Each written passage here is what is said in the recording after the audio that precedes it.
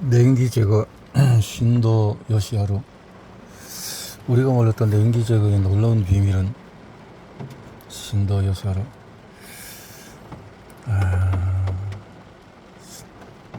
적은 양을 입에 넣고 잘 씹어서 입안에서 다른 것을 넣지 않고 입을 크게 벌려서 먹는 것다. 특별히 소화가 잘 되는 것을 먹일 필요는 없고, 그래서 잘 씹으면 되니까. 그래서 죽은 솥에서가 아니라 입안에서 만들어내는 채소 주스처럼 씹어먹는 음식이, 그것을 그런 것이 아닌 것은 힘을 발휘하지 못한다. 바른 생활과 겸허한 마음으로 병을 차단하자 했네요. 턱관절이 약해지면 수명이 짧아진다. 음식을 꼭 씹어 먹으면 음식물이 소화에 잘 섞여서 소화율이 높아진다. 여기까지 일반적으로 다 알고 있는 것이다. 턱관절이 약하면 수명이 줄어든다. 턱관절. 그래서 씹는 것의 이점은 소화 흡수가 잘 되도록 하는 것이니까. 먹는 것을 배불리 먹는 것은 죽음을 부르는 지름길이다. 맛있는 음식을 배불리 먹는 것이 좋은 인생이라 생각하는 사람은 죽음을 향해 지름길을 달리고 있는 것이다. 몸을 따뜻하게 하는 음식, 차게 하는 음식, 몸을 따뜻하게 하는 성질을 지닌 음식으로는 해조류가 있다. 몸을 따뜻하게 한다는 것은 냉기를 제거한다는 것이고, 차게 한다는 것은 냉기를 만든다는 것입니다. 온도 자체와는 관계가 없습니다. 해조류는 또 나트륨을 흡수해서 혈압을 내려내는 기능을 하니까 그 해조류를 통해서 먹는 소금은 좋다. 땅속에서 자라도 뿌리 채소도 따뜻하게 하는 성질이 강합니다. 우엉, 당근, 무, 고구마, 감자 등이 여기에 속합니다. 생으로 먹는 것은 좋지 않으므로 가열해서 먹도록 합니다. 날채소는 차게 하는 성질이 있지만 소금을 뿌리면 따뜻하게 하는 성질로 바뀝니다.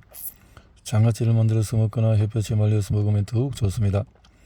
햇볕에 말려서 만든 무말랭이, 말린 고구마, 말린 버섯 등은 몸을 따뜻하게 합니다. 하지만 최근에는 햇볕에 말리지 않고 기계로 말리는 것도 많으니 조리 전에 한번은 햇볕을 보게 하는 것이 좋습니다. 독을 배출하는 장수 호출법. 호흡은 공기를 들이마시는 것이라고 생각하는 사람들이 많은데 실은 공기를 내뱉는 것입니다. 운동하면 건강해진다는 것은 거짓말이다. 운동을 한다? 운동선수는 훈련을 받았음에도 다치는 사람이 많습니다. 씨름 선수들도 붕대를 감고 나오는 것을 많이 봅니다. 이것은 병이 있기 때문입니다. 이런 것을 보면 알 수 있듯이 운동한다고 반드시 튼튼해지는 것은 아닙니다. 건강을 위해서 조깅하는 사람들이 많습니다. A씨는 아버지가 한갑 전에 돌아가신 것은 심장이 나빴기 때문입니다. 그 원인은 운동 부족이니 조깅을 하자라고 생각하여 조깅을 시작했습니다. 그런데 조깅하는 도중에 심장병으로 59세에 죽었습니다. 이처럼 냉기와 가식을 주의하지 않고 운동을 한다면 건강에 도움이 되지 않습니다. 하의는 두껍게, 상의는 가볍게. 동양의학의 한약은 소약, 침약, 뜸은 중약, 음식의복은 대약이라는 말이 있습니다. 실크에는 냉기, 통증, 가려움증, 염증을 먹게 하는 효과가 있습니다. 최근에는 먹을거리와 병의 연관성에 대한 정보가 넘쳐나고 관심이 집중되고 있지만 몸에 걸치는 옷은 건강과 관계가 없다고. 우선 실크는 땀과 독소를 잘 흡수하기 때문에 피부에 직접 접촉하는 옷은 실크가 가장 좋습니다. 실크는 보온성이 높을 뿐만 아니라 몸속의 독을 밖으로 배출하고 외부의 독을 안으로 들이지 않는 기능이 있습니다. 그러므로 피부에 직접 닿게 해도 좋고 옷과 옷 사이에 입어도 좋습니다. 면은 흡수력이 좋지만 바로 눅눅해지는 데 비해 실크는 땀을 흘려도 눅눅해지지 않아서 항상 쾌적합니다. 몸의 어느 부위라도 냉기와 통증, 가려움증, 염증이 있을 때 실크를 이용하면 믿을 수 없을 만큼 효과가 있습니다. 예를 들면 아토피성 피부염이나 두드러기 습질 때는 한 부위에 실크를 감아둡니다. 실크, 허리나 팔꿈치, 무릎 등의 관절이 아플 때도 아픈 부위에 대거나 감으면 통증이 사라집니다. 두통이 있을 때도 이마에 느려 볼 때는 이런 또 앞이 둥글고 폭이 넓은 구두를 신고 배독시키는 걸음걸이로 구두는 대개 폭이 좁고 뾰족해서 신으면 엄지발가락이 아프고 뒤꿈치도 아픕니다. 그것이 뾰족한 구두를 신으면은 그 발가락이 휘는 무지의 반증이 생깁니다.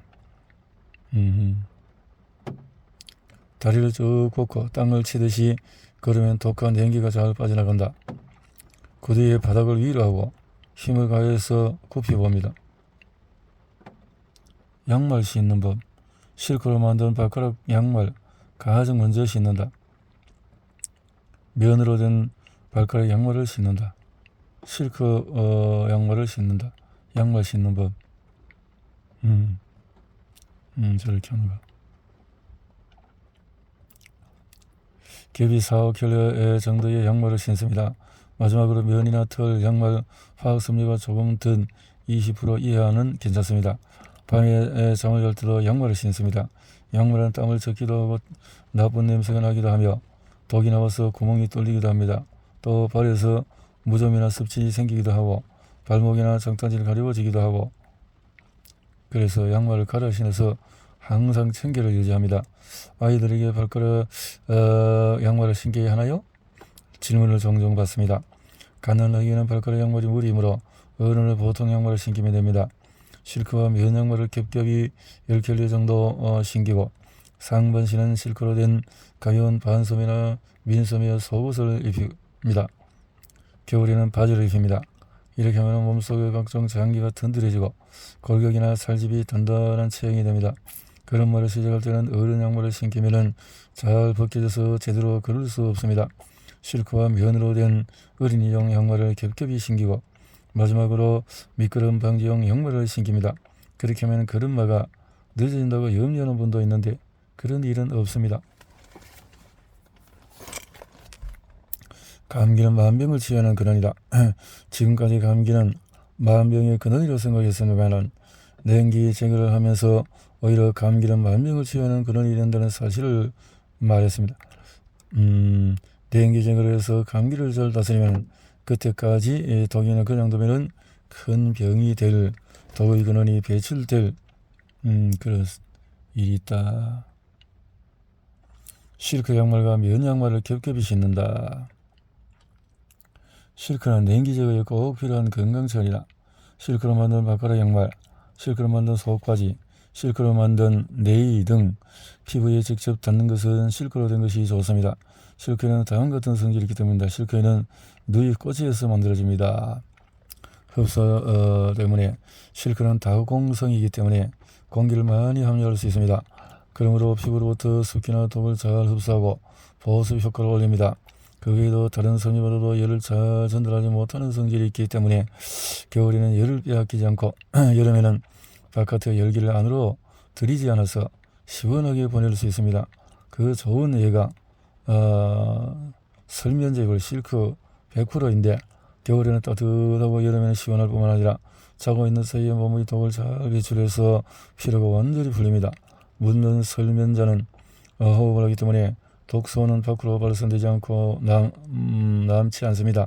때로는 이불에서 냄새가 날 정도로 독소가 나오는 경우도 있습니다. 하지만 냄새가 난다고 결함이 있는 것은 아닙니다. 족욕은 반신욕과 같은 효과가 있습니다. 족욕은 반신욕. 그래서 그래서 요기하는 방법은 양동이나 깊은 세대에 기분 좋을 정도의 걸 한다.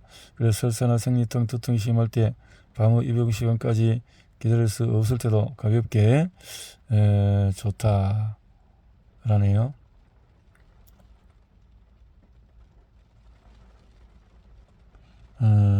탕에서 양말을 신고 또 바지는 더 가볍게 신는다. 흔히 어깨까지 대을 보면 따뜻해지는데 우선 그렇게 해보면 좋겠고 욕조 비누 입욕 전은 천연의 것이 최고다. 욕조는 가능한 천연 목재인 화병나무로 된 것을 권합니다. 두한 조결을 하면은 자는 사이에 혈액순환이 좋아지므로 몸속의 각종 장기의 기능이 좋아지고 독소가 더 잘 빠져서 병이 치유됩니다. 발이 차가우면은 잠을 잘 청하지 못하고 깊은 잠을 잘 수가 없습니다. 목과 어깨의 냉기도 발을 따뜻하게 하는 것으로 해결이 됩니다. 전기 담요 같은 것은 좋지 않으니 사용하지 마십시오. 전기와 같은 인공적인 열은 몸의 표현을 되기 때문에 수분을 많이 발산하여 목이 마른다거나 피부가 거칠어집니다. 또 표면만 더우기 때문에 몸은 균형을 맞추기 위해서 거꾸로 몸의 중심이 차가워집니다. 도기로 만든 당파에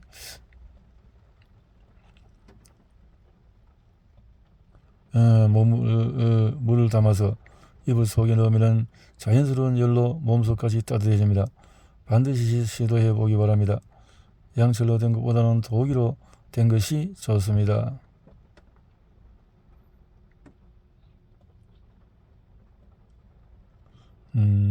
당파 냉기 제거,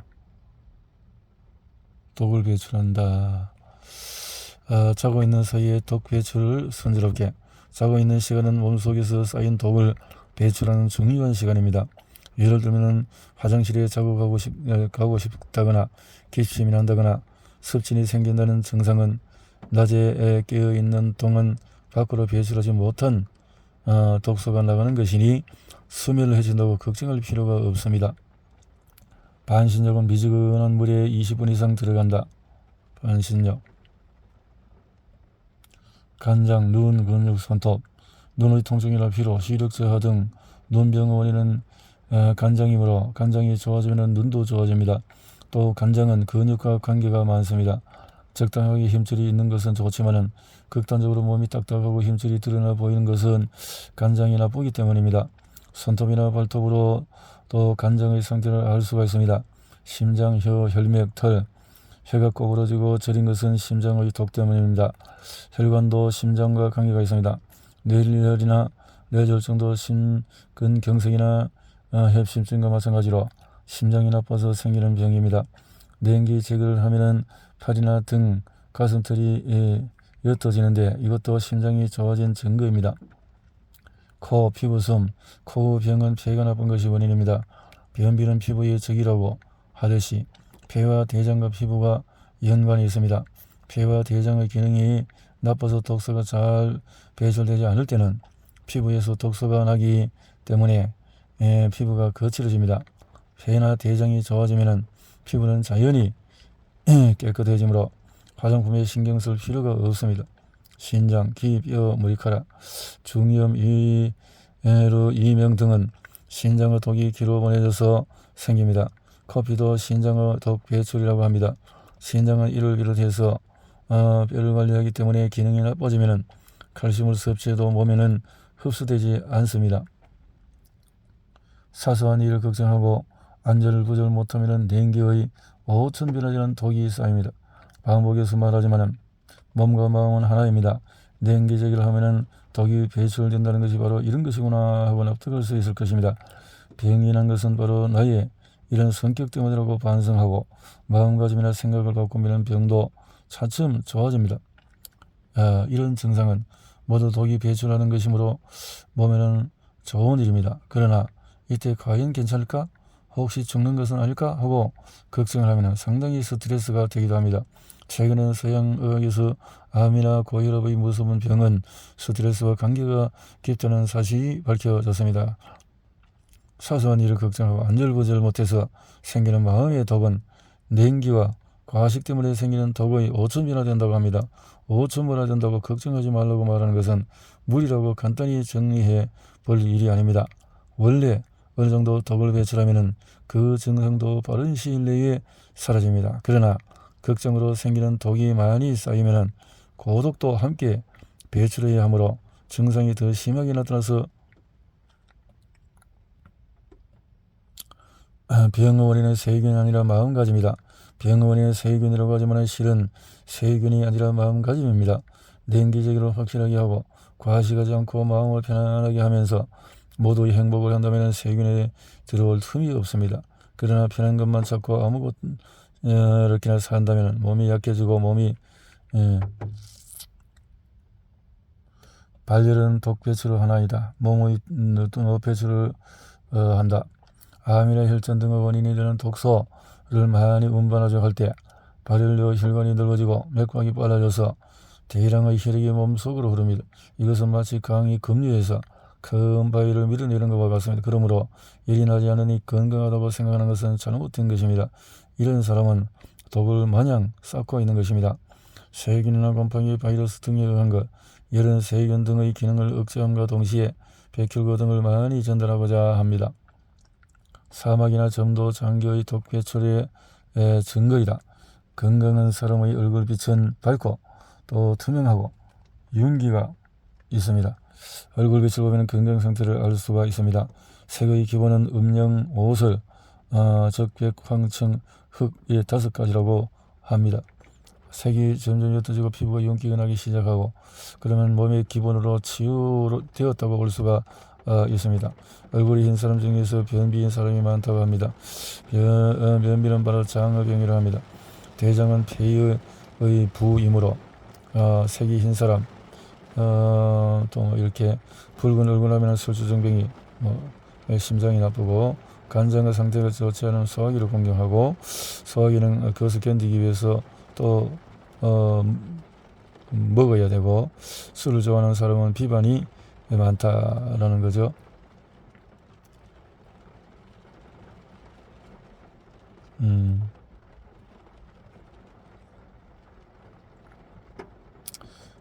병의 증상에는 경고, 대역, 독배설, 단련 이 4가지의 의미가 있습니다. 병의 증상에는 경고, 몸의 독한 냉기를 빼고 체온을 올리면 만병이 낫는다. KBS 생로병사 비밀에 출연해서 국내의 냉기적 건강법과 반신욕 열풍을 일으킨 신도 요시하루 박사가 몸속의 독과 냉기를 빼고 체온을 올려서 질병을 치유하는 방법을 자세히 소개를 하고 있는 내용의 책이다. 지금 치유는 빛나는 생명, 말기 자궁암 환자였는데 병원을 치료를 거부하고 반신욕만 고집했지만 저는 결코 강인한 여자가 아닌 보통 여성입니다. 아프다고 울면서 몇 개월을 보냈습니다. 그러나 반신욕 등 냉기적 요법 덕분에 놀랍게도 완치됐습니다. 지금도 욕조는 하루의 대부분을 보내는 안식처입니다.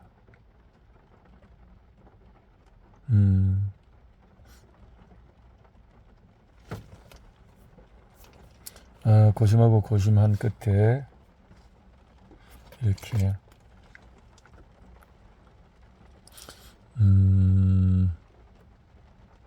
냉기적인 건강법 이렇게 해서 양말 겹쳐 신기 등등으로 해서 엄마는 이제부터 목욕에 전념할 거야. 그러니까 전혀 연결이 안 되더라도 걱정하지 마. 엄마의 인생은 여기까지인 거야. 너희들에게 아무것도 해준 게 없어. 정말 미안하구나. 딸들에게 말했다는데 오직 목욕뿐이다. 거의 3개월 동안에 매일 거의 욕조 속에 있었습니다. 매일 목욕을 했습니다. 심지어 식사도 욕조 속에서 했습니다. 일주일에 한 번 기분이 좋아졌을 때 현미밥을 재어서 주먹밥으로 냉동실에 넣어둡니다. 그리고 배고프면 탕에서 나와서 그것을 똘똘 말고 냉동실에서 주먹밥을 꺼내서 전자레인지에 돌려 하루에 한 끼나 2끼 우메보시 말린 매실 또 한 개와 엽차 이런 것으로 먹고 또 아프고 힘들어서 비지땀이 날 정도였으니 어떻게 매일 욕조를 할 수 있었겠습니까? 제가 무릎 관절에 지병이 있었기 때문에 친구가 내게는 꼭 욕조가 필요해 하고 권해서 모니터용으로 사용하다가 결국에는 선물로 받게 된 욕조였습니다. 그 욕조가 이렇게 큰 도움을 될 줄은 몰랐습니다. 운이 참 좋지요. 통증이 계속되다. 이렇듯 매일 목욕 공세를 펼쳤지만 처음에는 차도가 없었습니다. 좋아지기는커녕 오히려 악화되는 듯했습니다. 등에서 허리까지 쪼개지는 듯한 통증이 있었습니다. 해산의 고통받아도 훨씬 심할 정도로 아팠습니다. 욕조 속에 있을 때는 점점 통증이 가라앉습니다. 그래서 피곤하니까 이쯤이면 괜찮겠지 하고 잠시 누워야겠다고 생각해서 욕조 밖으로 나와 몸을 닦고 양말을 신으려도 또 통증이 엄습합니다. 견딜 수 없는 통증이 되었다. 생각하지 않는 생활은 인생이 아니다. 하늘 듣고 예를 안드는 것은 어렵지만 하늘 듣고 들을 생각을 한다는 것은 가능합니다. 이 책에서 독 배출에 대해서 자세히 설명합니다. 혈뇨가 나오는데 아무렇지도 않은가요? 하고 묻는 사람이 있는데 불안하게 생각하지 마십시오. 혈뇨는 독을 배출하는 것이다. 그 말이죠.